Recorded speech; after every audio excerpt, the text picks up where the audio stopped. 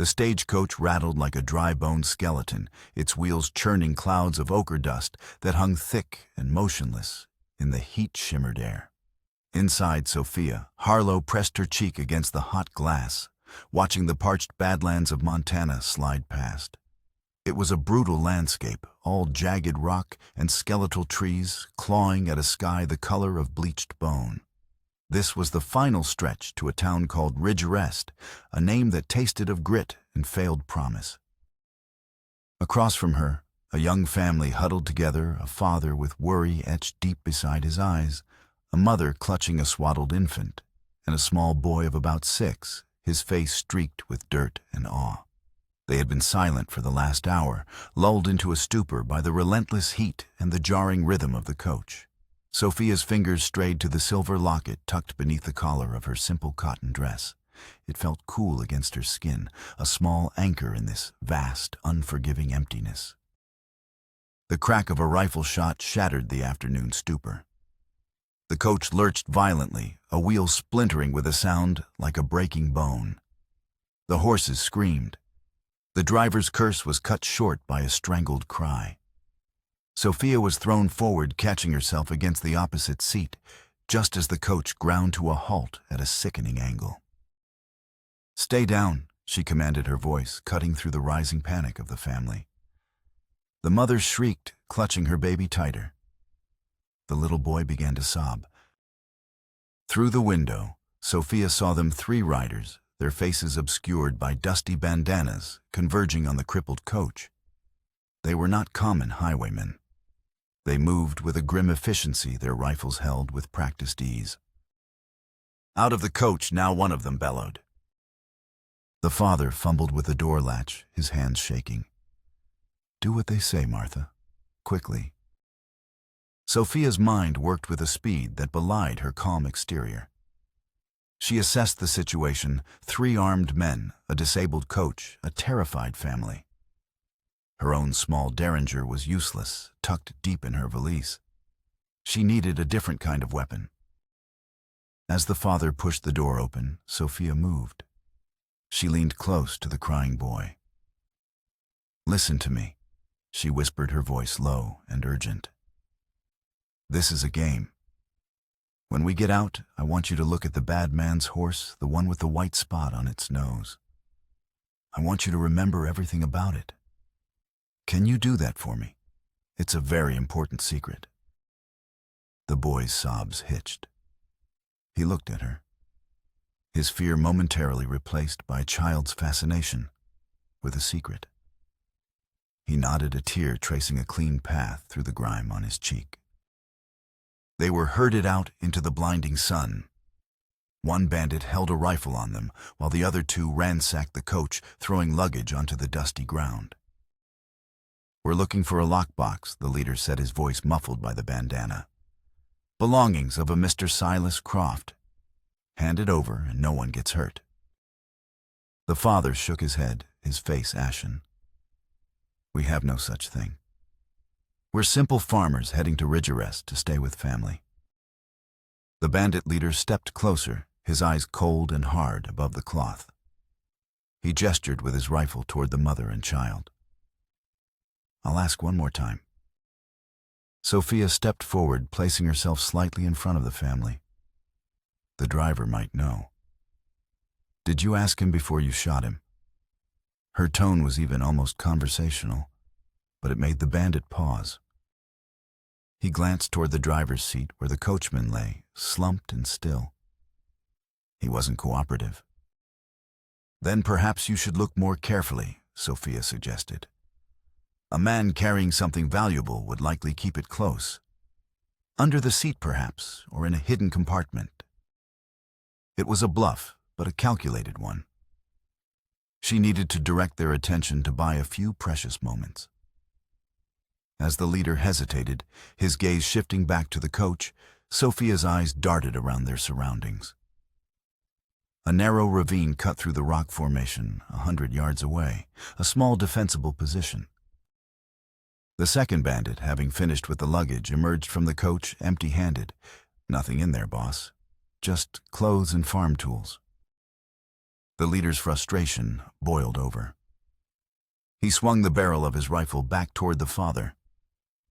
"You're lying."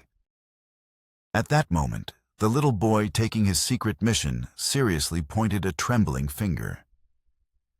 "That horse has a crooked shoe," he said, his voice small but clear, "and a scar on his leg."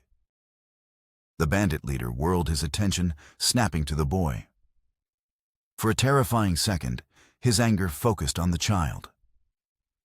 Sophia moved without thinking. She scooped up a handful of fine, powdery dust from the ground. As the bandit turned back toward her, she flung it directly into his face. He roared, staggering back, clawing at his eyes. His two companions, startled, raised their rifles. In that instant of confusion, Sophia grabbed the mother's arm. The ravine run. The father, galvanized into action, snatched up his son and bolted. Sophia shoved the mother after them, giving her the momentum she needed.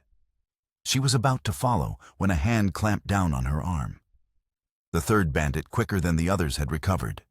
He yanked her back, spinning her around. His face was inches from hers, his breath sour with tobacco.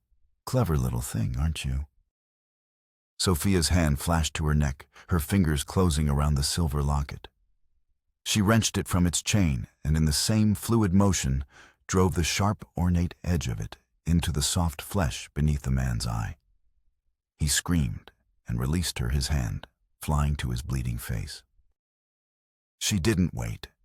She ran her legs, pumping her lungs, burning in the hot, thin air. A shot rang out, kicking up dust just behind her heels. She dove into the ravine, landing hard on the rocky ground, the impact jarring her to the bone. The family was already there, huddled behind a large boulder. Sophia peeked over the edge. The bandits were regrouping, their leader still wiping the dust from his eyes, his face a mask of fury. They exchanged angry words, their voices carrying on the still air. They were looking for something specific, something far more important than the meager possessions of farmers. After a moment that stretched into an eternity, the leader made a decision.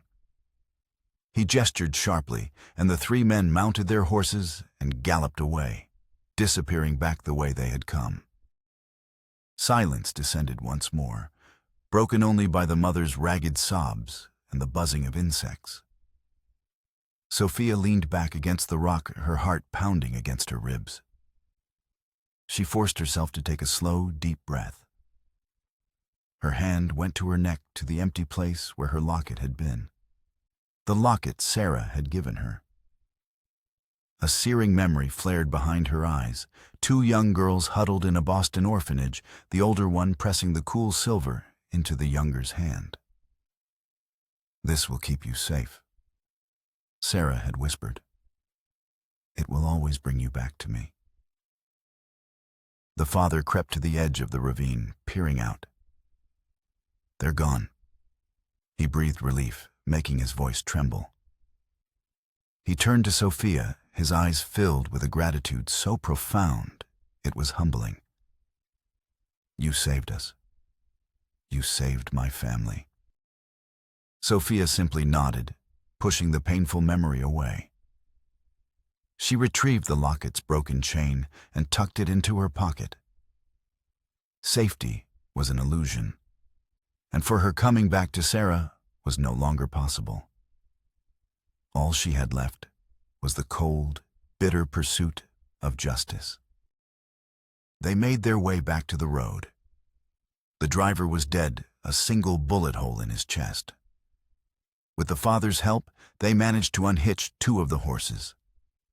They loaded what little they could carry, and leading the animals, began the slow, grim walk toward Ridgerest. As they trudged through the dust, Sophia knew one thing with chilling certainty. Her arrival in this dying town would not be a quiet one. Trouble had found her before she had even set foot on its main street. The town of Ridgerest appeared as a smudge of weary brown against the vast pale sky. As Sophia and the family trudged closer, the details resolved into a portrait of slow decay. The birds were silent, The leaves on the cottonwood trees lining the main street were brittle rustling with a dry, papery sound. The air itself felt thin, scrubbed clean of moisture, and life carrying only the smell of dust and sun-baked earth. Main Street was wide enough for prosperity, but its buildings stood like tired old men, their painted facades peeling their windows vacant and filmed with grime. The few people they saw moved with a listless shuffling gait, their shoulders stooped as if bearing the physical weight of the drought. The father, whose name was Thomas, guided his family toward a small, neat house at the end of town, promising to send for a doctor for Sophia's cuts and bruises. Sophia, declining his offer, watched them go, then turned her attention to her own survival, lodging and work. She found the Palmer dress shop a modest storefront with a single lonely mannequin displaying a gown of faded green silk. Inside, a woman with tired eyes and capable hands looked up from her sewing. This was Margaret Palmer. "I'm looking for employment," Sophia said, her voice steady despite her exhaustion. "I'm skilled with a needle. Mending, alterations, dressmaking." Margaret's gaze was sharp, assessing. Not much call for fashion in a town that's praying for rain, miss. Folks are more concerned with feed for their livestock than frills for their daughters. "Even in hard times, clothes need mending," Sophia countered gently. "I'll work for whatever you can afford." Something in Sophia's quiet determination seemed to sway the older woman. "You can start tomorrow." Margaret sighed. "I can't promise much. And you'll need a place to stay. Eleanor Jenkins runs a boarding house 3 doors down. It's clean, if nothing else." Eleanor Jenkins' boarding house was, as promised, impeccably clean, a small island of order in the town's sea of neglect. The woman who answered the door was as severe and tidy as her home.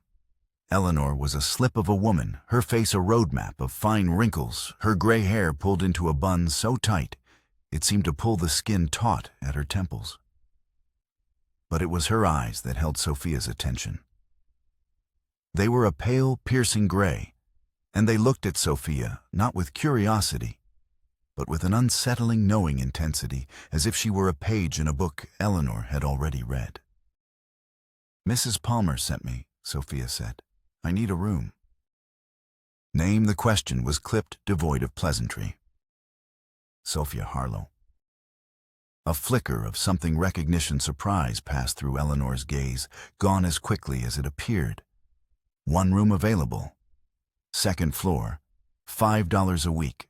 Suppers at 6.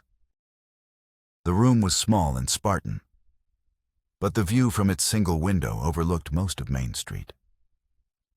That first night, as she ate a simple but nourishing stew in silence at Eleanor's long dining table, Sophia felt the old woman's eyes on her.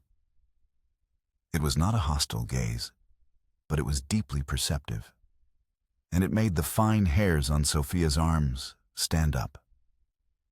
Later, from her window, she watched the town settle into a tense, watchful evening. She saw the sheriff, a man named Nathan Hayes, speaking with an older, distinguished gentleman outside the courthouse. The sheriff seemed agitated, while the other man, whose silver hair caught the lamplight, remained calm, his posture radiating an unshakable authority. Over the next few days, Sophia pieced together the power structure of Ridge Arrest. The silver-haired man was Judge Wesley Blackwood, the town's patriarch and final word on all matters. He was a widower, publicly devout, in his mourning for a wife and child lost to fever many years ago. In his office, visible from the street, a large, pristine portrait of his family hung on the wall, a dust-free shrine in a town coated with it. Sheriff Hayes, she learned, was a man in Blackwood's debt, uncomfortable with the judge's iron-fisted methods, but too compromised to oppose them. And then there was Matthew Thornton. He was a ghost, a name whispered with a mixture of fear and pity. A recluse who lived on a ranch north of town, he was seen only rarely, a tall, imposing figure who kept to the shadows. The left side of his face, they said, was a ruin of scar tissue from the fire that had killed his wife 5 years prior, a fire, the whispers continued, that had driven him mad with grief. Eleanor Jenkins remained an enigma. She moved through her days with a quiet, spectral grace, her gaze missing nothing. Each night, without fail, she would sit at her kitchen table and write in a small, leather-bound notebook, her pencil scratching methodically in the stillness. It was a ritual that seemed as vital to her as breathing, and it filled Sophia with a deep and inexplicable curiosity. The town was dying, not just from the drought, but from a sickness of the spirit, a suffocating fear that seemed to emanate from the grand courthouse at its center. On her third day in Ridge arrest, Judge Blackwood came calling. He entered the dress shop under the pretext of commissioning a new waistcoat, but his eyes were only for Sophia. They were sharp, intelligent, and predatory, taking in every detail of her appearance with a connoisseur's appraisal. "Mrs. Palmer, I hear you have a new seamstress of some skill," he said, his voice a smooth, cultured baritone that was at odds with the rough-hewn town.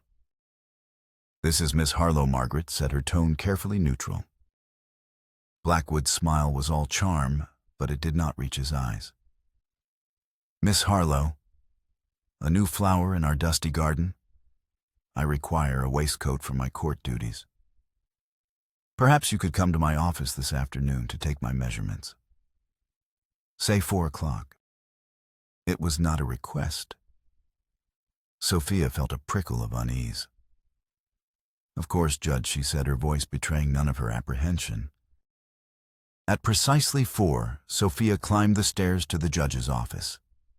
The room was a stark contrast to the rest of the town, filled with heavy oak furniture, leather-bound books, and the scent of expensive cologne and whiskey. Blackwood offered her a drink, which she politely refused. As she approached with her measuring tape, he began to speak of the town's future, of his grand plans for expansion once the drought broke. He moved closer, his breath warm on her cheek, his hand brushing her waist in a gesture that was far from accidental. "A woman of your attributes could do very well in a town poised for greatness," he murmured, his eyes lingering on the curve of her bosom. "With the right powerful man as her benefactor, of course." Sophia expertly sidestepped his advance, maintaining a professional distance as she noted his measurements. "Your chest is 42 inches, sir. Now for the waist." As she moved to measure him, his hand shot out, grabbing her wrist. His grip was like iron. "Has anyone ever told you that you are an exquisite creature, Miss Harlow?" "Judge Blackwood, please," she said, her voice firm, trying to pull her hand away. His cultured mask slipped. His smile became a smirk. "Don't be coy. We are both adults. A little appreciation in return for my protection is not too much to ask." He pulled her closer, his intentions becoming brutally clear. Rage, cold and familiar, surged through Sophia. She did not panic. She let him pull her off balance, then used his own momentum to drive her knee sharply into his groin. He gasped, doubling over his face, contorted in a mixture of pain and disbelief. But as she turned to flee, he recovered with startling speed, grabbing her and shoving her against the wall. "You little witch," he hissed, his face inches from hers.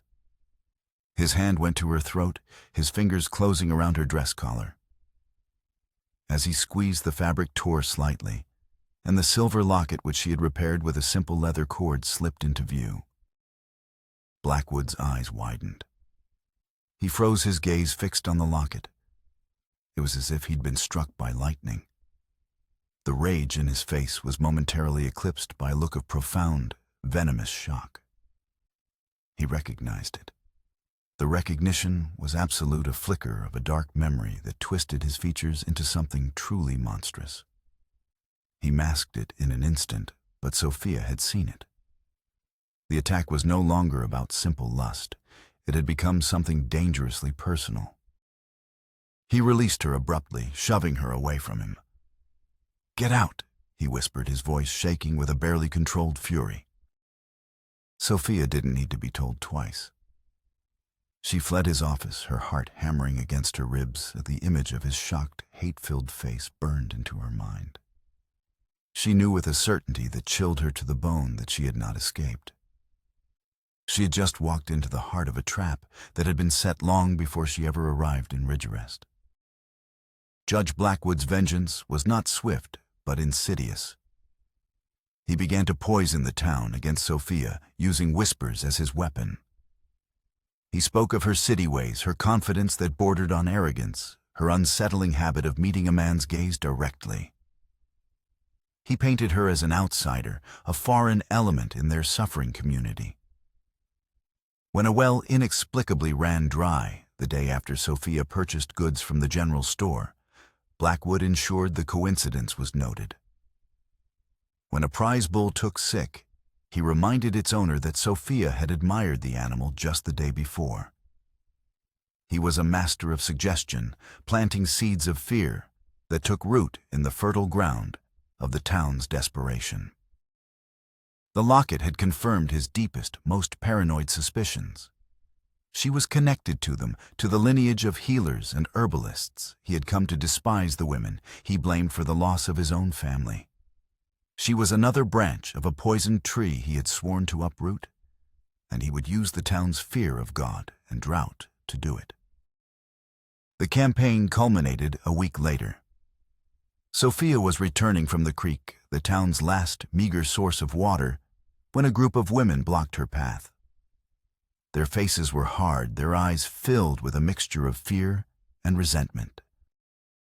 "You're a curse," one of them spat. "Things have only gotten worse since you came."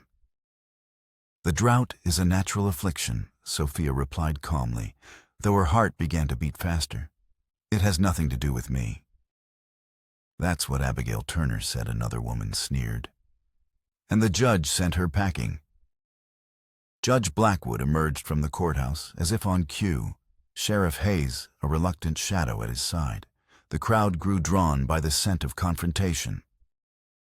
"Miss Harlow Blackwood," said his voice ringing with false piety. "The good people of Ridgerest have concerns. They believe your presence here has displeased the Almighty." "They believe what you've told them to believe," Sophia countered, her gaze locking with his. The direct challenge electrified the crowd. Blackwood's eyes narrowed. "I see you bear the mark of a troublesome spirit. Perhaps you bear other marks as well." He pointed a finger at her neck. "There are whispers of a scar. The mark of a woman who cheated the hangman's noose. The mark of a witch." A collective gasp went through the crowd. "Show us," someone yelled. "Show us the mark." They seized her rough hands, grabbing her arms, their fear curdling into a mob's righteous fury. They dragged her toward the dry riverbed, the town's unofficial courtroom for passing judgment on outsiders. The sun beat down, turning the scene into a tableau of stark light and shadow. "Stop this madness," a voice cried out. Eleanor Jenkins pushed through the crowd, her small frame radiating an unexpected authority. She held up one of her notebooks. "This is not justice. This is history repeating itself. Wesley Blackwood, you did the same to Sarah Thornton." Blackwood laughed, a cold, dismissive sound. "The ramblings of a senile old woman. She's as touched as the witch she defends. Pay her no mind." He expertly turned Eleanor's intervention against her, painting her as a confused crone, further isolating Sophia. The crowd, wanting a simple target for their complex fears, readily agreed. They forced Sophia to her knees in the cracked mud of the riverbed. Blackwood stood over her, a dark priest preparing for a sacrifice. "Show them the mark," he commanded, reaching for her collar. Suddenly, a new sound cut through the mob's frenzy, the steady, powerful beat of a horse's hooves. A massive black stallion picked its way down the riverbank, parting the crowd as if by divine right. Astride it sat Matthew Thornton. He was even more imposing than the whisper suggested.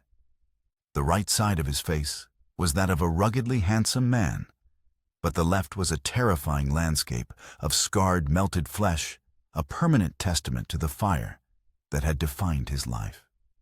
He wore his grief like a shroud, and his silence was more intimidating than any threat. He brought the stallion to a halt beside Sophia. His green eyes, fierce and filled with a pain that mirrored her own, met hers. There was no pity in his gaze, only a profound and startling recognition, the silent acknowledgement of one outcast to another. He said nothing. He simply dismounted, his tall frame casting a long shadow over the judge. He took off his long duster coat and with a gentle, deliberate motion wrapped it around Sophia's shoulders, covering her. Then he stood. He turned his scarred face to the crowd, his gaze sweeping over them, a powerful silent rebuke. Men who had been shouting moments before now looked at their feet, unable to meet his eyes. He had not spoken a single word yet. His presence had shattered their collective rage, replacing it with shame. He helped Sophia to her feet, his touch surprisingly gentle, and lifted her onto his horse before mounting behind her. "This isn't over," Thornton Blackwood snarled, his authority broken. Matthew didn't look back. He simply spurred his horse, carrying them both away from the stunned silence of the town, two broken souls finding a moment of grace in a shared exile. The Thornton Ranch was a fortress of solitude, a world away from the suffocating fear of ridge arrest. In the days that followed, Sophia and Matthew fell into a rhythm dictated by the demands of the drought-stricken land. Their relationship developed not through words, but through the shared language of hard work and quiet understanding. They mended fences, tended to the gaunt cattle, and hauled water from the ranch's deep, reliable well. In the evenings, they would sit by the fire, Matthew staring into the flames, a man lost in a past he couldn't escape, and Sophia cleaning her derringer, a woman preparing for a future she had to confront. One morning, while checking the northern pasture, they found it a crudely built but effective dam of logs and rocks, blocking the creek that was supposed to feed the river near town. The drought was not an act of God. It was an act of man. This discovery was the key, the piece of the puzzle that sent them back to the one person in ridge arrest who dealt in truth, Eleanor Jenkins. They rode to town under the cover of darkness, meeting Eleanor in her silent lamplit kitchen. It was there that the old woman finally unlocked the secrets of her past. "Sarah Thornton was my daughter," she said, her voice heavy with the weight of 2 decades of silence. The revelation struck Matthew like a physical blow.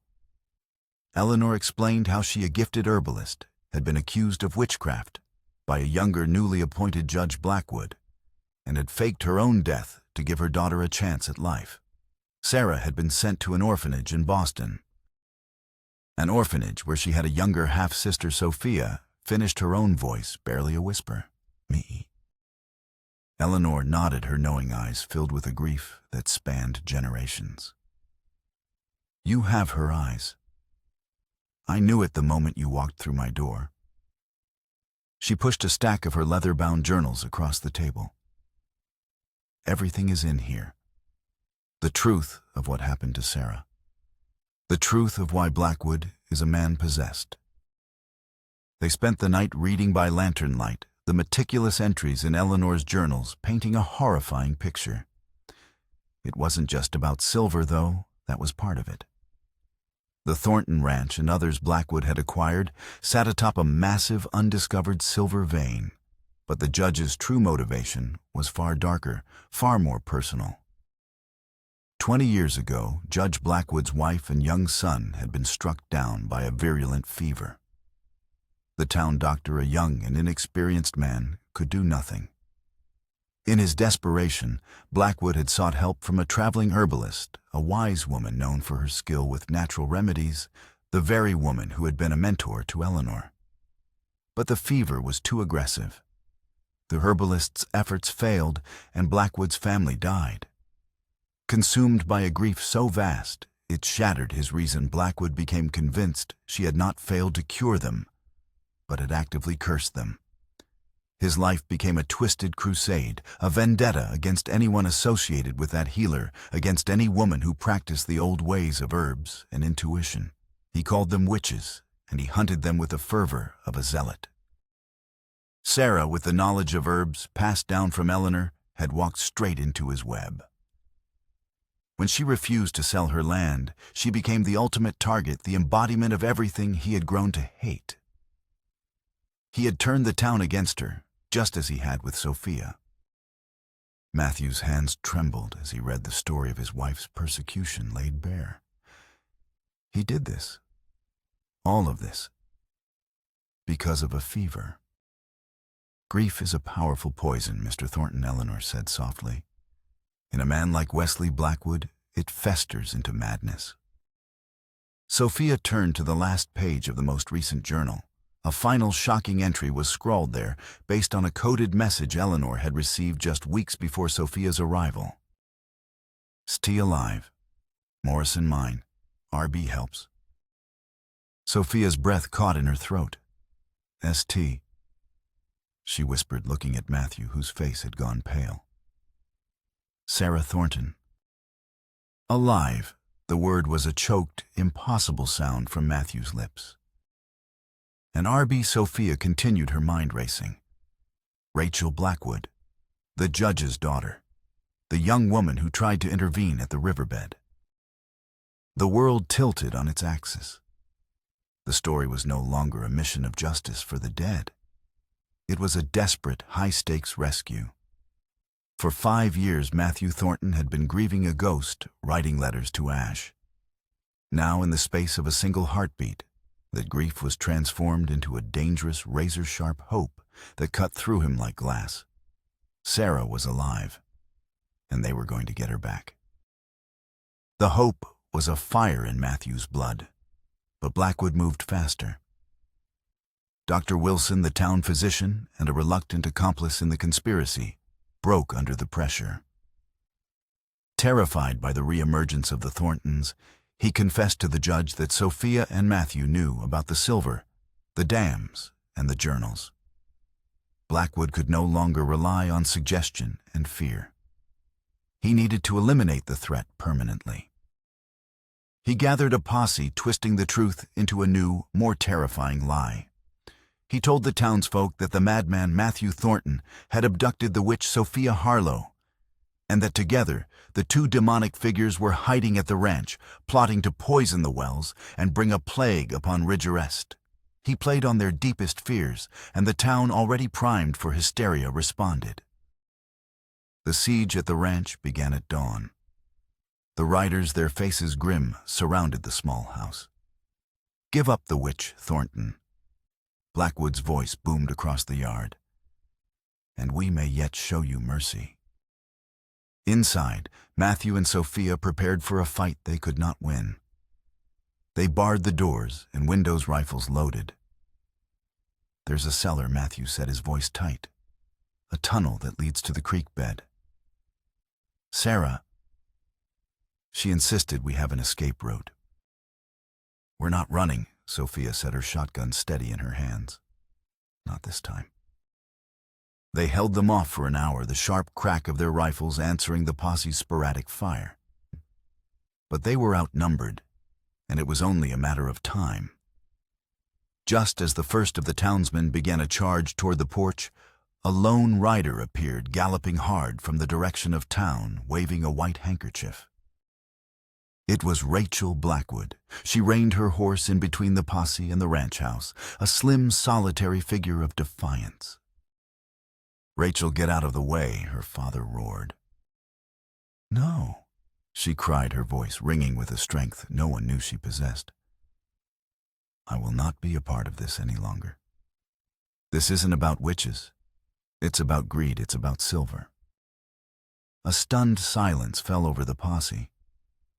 Rachel, her face pale, but her eyes blazing, confessed everything. She told them about the railroad survey, the secret dams her father had ordered, built his plan to drive them all off their land for the silver that lay beneath. "Lies!" Blackwood bellowed, his face turning purple with rage. "She's hysterical." Then ask him. Rachel's voice dropped, becoming clear and devastating, why he's been keeping a woman prisoner in the old Morrison mine for the last 5 years. Ask him why Sarah Thornton is still alive. The confession shattered Blackwood's authority like a pane of glass. The men in the posse looked from Rachel to the judge, then to each other, confusion and dawning horror on their faces. The entire foundation of their fear, their hatred, the very drought that had ruined them, was a lie constructed by the man who had led them here. In that moment, the posse turned. They were no longer Judge Blackwood's righteous army. They were a group of wronged men, and their anger now had a new true target. The showdown was a race against time, played out in suffocating darkness.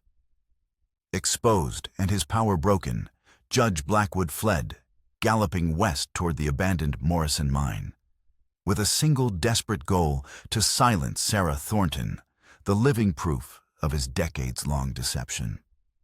Matthew, Sophia, and Sheriff Hayes, now firmly on the side of justice, led a small group of loyal townsmen in a frantic pursuit, the setting sun casting long, bloody streaks across the sky behind them.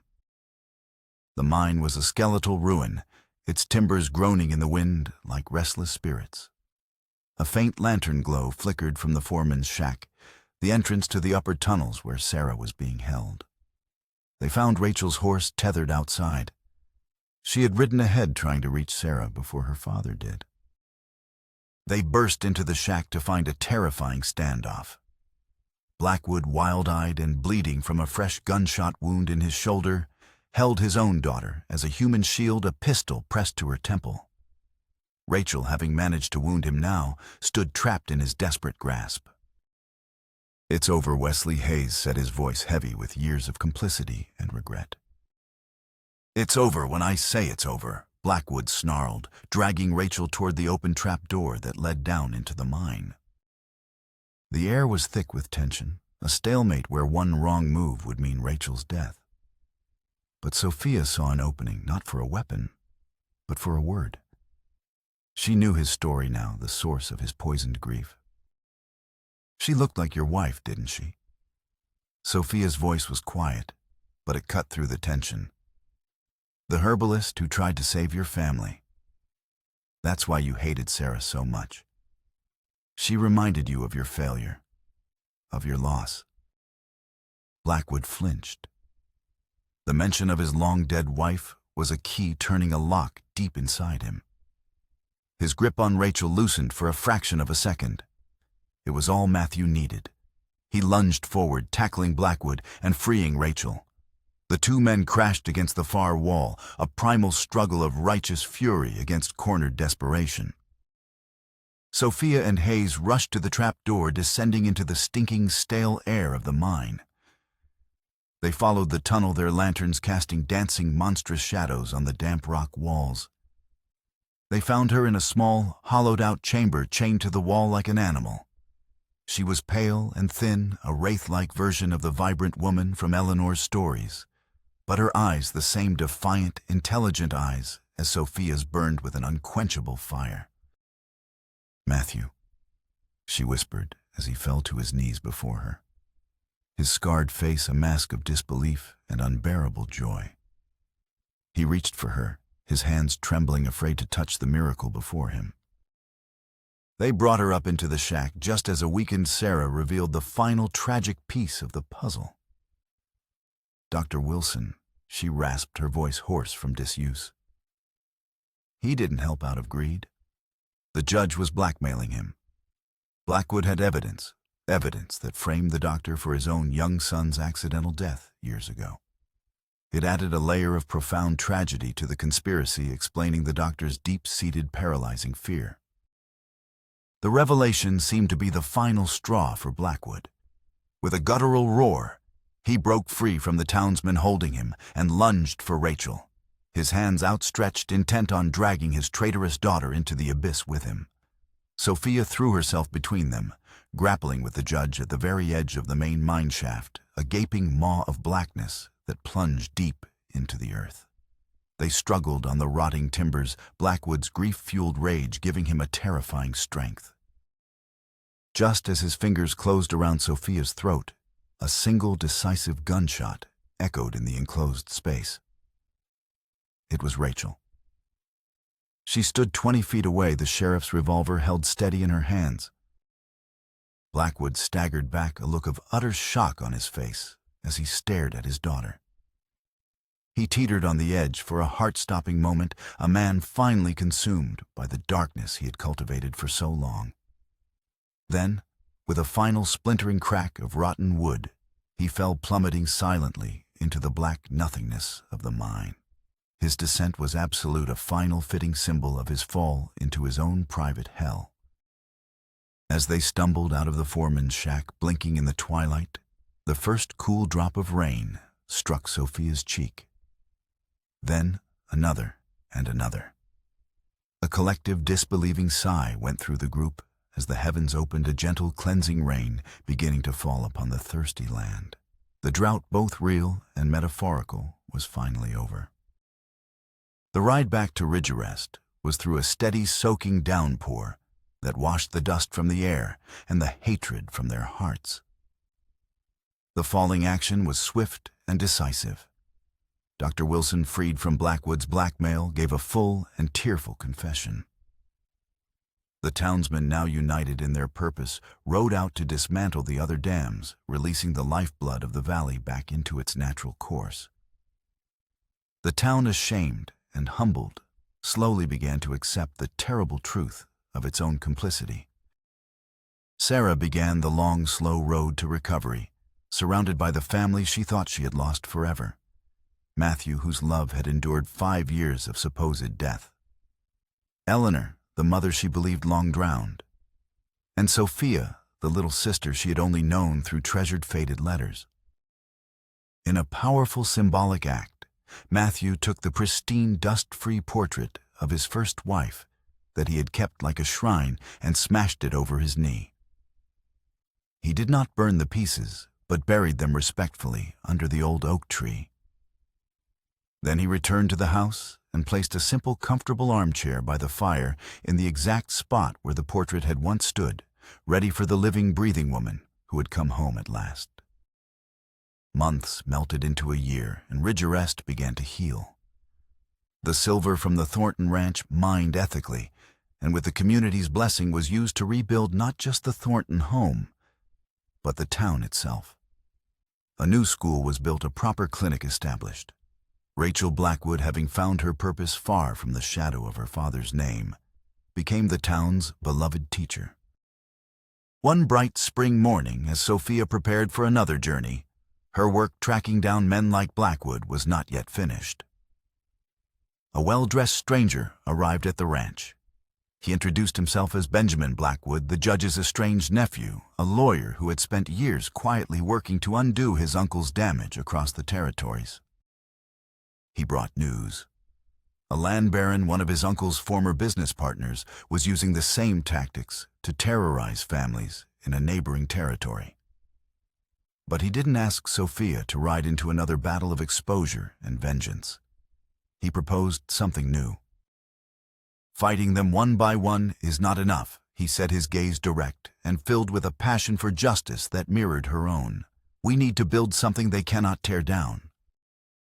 He proposed they use their combined resources, his legal expertise, and fund Sophia's hard-won reputation as a champion for the displaced and the Thorntons' newfound wealth, to establish a new protected community, a sanctuary for the families being driven from their land. Sophia looked at her family assembled on the porch of their rebuilt home, Sarah, her face glowing with health. Matthew, his scars no longer defining him. Eleanor, her journals now filled with stories of renewal. Her long journey, which had begun in an orphanage with a whispered promise and a silver locket, had evolved. It was no longer about avenging the past, but about building a future she accepted. The final image was not of a lone avenger riding off into the sunset. It was of a founder standing with her family looking out at a thriving, renewed land. In her hand, she held not a weapon, but a blueprint for a new beginning, a testament to the enduring truth that the most powerful response to darkness is not to curse it, but to build a light so bright it casts no shadows.